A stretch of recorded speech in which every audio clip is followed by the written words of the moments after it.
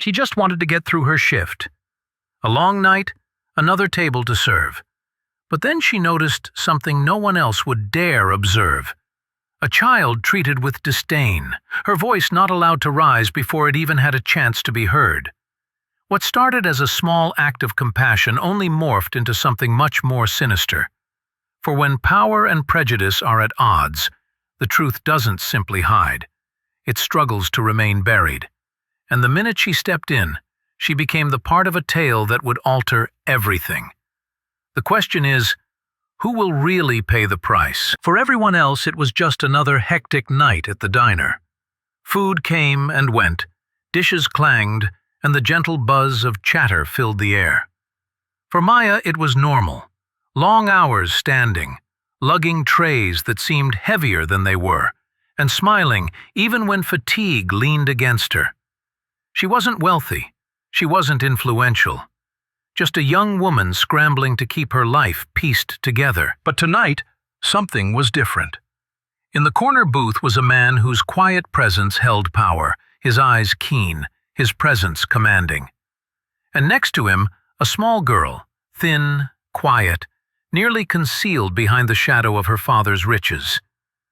Everyone looked beyond her, dismissing her as fragile and unremarkable. But Maya saw. She always saw. What she couldn't know was that this otherwise mundane shift would be the moment her life intersected with one of privilege, prejudice, and power, and that one small act of kindness would set off a storm she had no idea was brewing. The evening proceeded, but the restlessness remained. Maya worked from table to table, but her eyes still drifted back to the corner booth. The hands of the little girl shook as she attempted to balance a glass of water. Such a simple thing, but the face of her father stiffened with annoyance. When the glass fell and spilled on the table, there was silence that sliced through the diner like a knife. Customers glanced away. Nobody wished to see what followed. Maya's chest constricted. The man's glare was not merely stern, it was vicious, peppered with the sort of disdain that transcended irritation. He leaned in close to his daughter, his whispering whisper cutting, though the sounds were indistinguishable. The girl's face dropped, her tiny shoulders curling in like she'd been burdened with shame all her life. But she didn't let it get to her, protecting the little girl with small things, filling her drink first, passing her a smile when her father wasn't paying attention. Every bit of kindness was followed by another glare from the other side of the table. And then it changed. His comments became louder, no longer just aimed at the food, but at Maya herself. Perhaps this establishment should employ individuals who are familiar with the art of listening.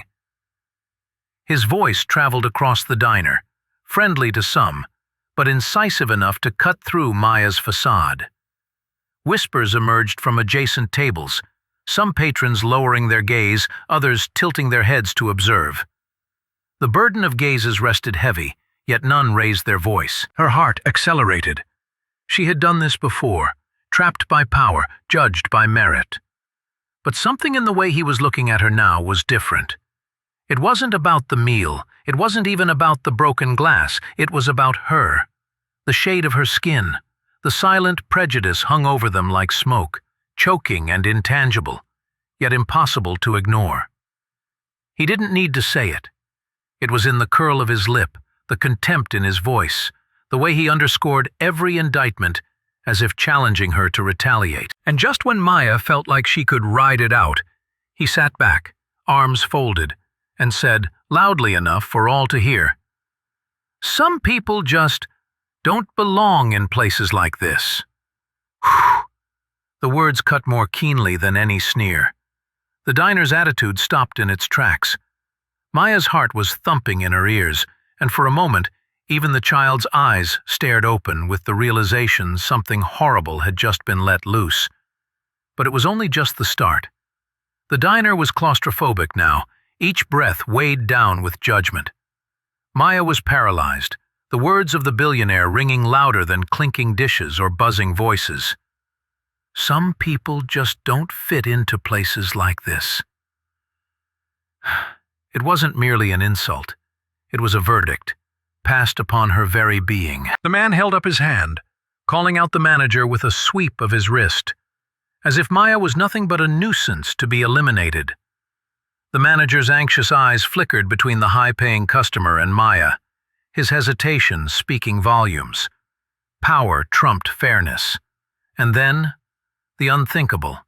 He grasped his daughter's arm, pulling her hard, his voice laced with scorn. "See? This is what it gets you when you let people like her wait on you. They don't have any place here. Neither do you, if you can't behave better." The eyes of the little girl welled up with tears, not tears from the spilled water, not from clumsiness, but tears of shame. Shame that had been bestowed upon her shoulders by the man who was supposed to keep her safe. Something snapped within Maya. She moved forward, voice shaking but resolute. "She doesn't deserve this." The diner gasped. Time stood still for a moment. Everyone's eyes turned, anticipating what would come next. The billionaire's face darkened, rage twisting his expression. His words came like venom, sharp and public. "Don't you dare speak to me. You're nothing. Do you understand? Nothing." Maya shook, but she did not avert her eyes. The crush of his contempt bore down on her, threatening to overwhelm her. But in that instant, she was not standing for herself. She was standing for the child next to him, for all the unspoken humiliations suffered behind closed doors. There was nothing but stunned silence in the diner. And then, his palm came crashing down on the tabletop, glasses shuddering, voices cracking into whispers. This was the turning point. The manager, caught between decency and riches, eventually asked Maya to move aside. The billionaire departed shortly thereafter, pulling his daughter behind him, leaving nothing but broken silence in his trail. Above ground, the evening continued. Orders taken, tables cleared, bills settled. But for Maya, everything had changed at its core. She was not fired, but the shame followed her like a bad skin. Her generosity bent into insubordination, her pride defied by a man whose authority made him untouchable. But as she sat in the dimmed corner of the diner, she recalled the gaze in the little girl's eyes. How, for an instant, someone had spoken for her when no one else would.